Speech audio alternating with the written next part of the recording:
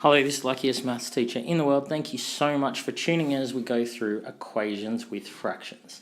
Now, we specifically look today at equations like this: x over 2 plus 5 equals 13. Okay, so they've got a fraction line here. Remember that fraction means division. Once you know that, we're going to approach problems like this exactly the same way we did last lesson. So what we want is we want to come up with a solution. We want to come up with a number we can exchange for x to make this statement true. And the way we do that is exactly the same as last lesson. What we do is we undo everything that's already been done to x and then get it by itself. So I taught you two methods last lesson and we'll go through each of those. So let's look at this equation and try and solve it. So the first method was the flow chart. We tell the story of what's happened to x, so we have to get the order of operations correct by using BODMAS. So I took x and I divided by 2, and that's how I got x over 2. Then I added 5, and I got x over 2 plus 5. Okay, so that's how I got the stuff on the left-hand side. Now to solve this, I start with the answer 13. So I go the other way. Instead of adding 5, I subtract 5, so I get 8. And then instead of dividing by 2, multiplication undoes division, so I times by 2. 8 times 2 is 16.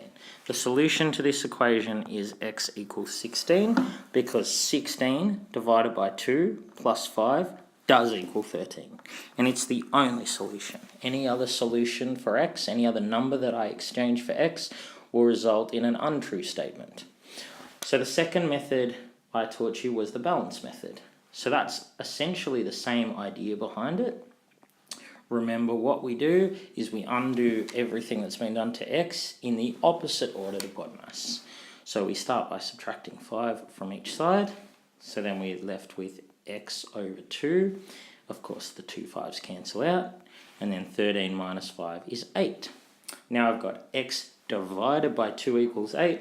So I undo dividing by 2 by timesing each side by 2. Remember the idea here, the rule you have to follow: whatever you do to one side of the equation, you must do to the other.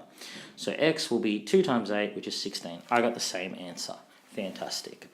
Okay, so now we're going to look at one that looks the same but is slightly different. So the one we just did, we just solved x over 2 plus 5 equals 13.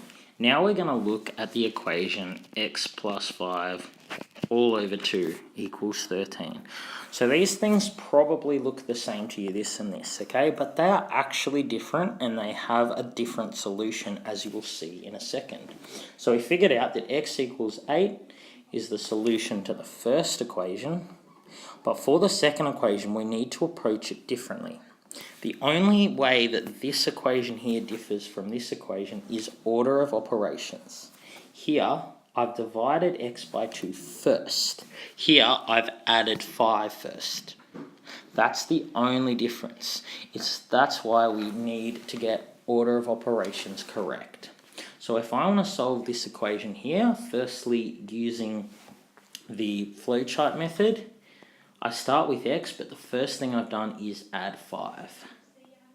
So I do that first. Then what I did was take my answer to that and divide everything by 2.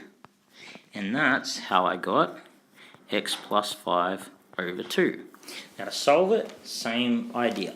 Start with the answer 13, go the opposite direction. So instead of dividing by 2, I times by 2, and I get 26. Instead of adding 5, I subtract 5. And I get 21. So here, the solution is x equals 21. So you can see it's different to the solution from the first equation. Again, this is the solution because if I substitute 21 plus 5 over 2, that actually does equal 13. So I've got a true statement. So I can always check my answers by substituting in the value that I've obtained and seeing if it makes my original equation a true statement. So I got a different answer here because there was a different order of operations. And again, I could use the balance method as well. So I've got x plus 5 over 2 is 13. I need to undo things in the opposite order of BODMAS. So the last thing I did to x was divide by 2. So I need to times each side by 2 to undo that. So I get x plus 5 equals, and 13 times 2 is 26. And then I subtract 5 to undo that part, and I get x equals 21. Same solution. Okay, again, I could check by substituting into the original equation.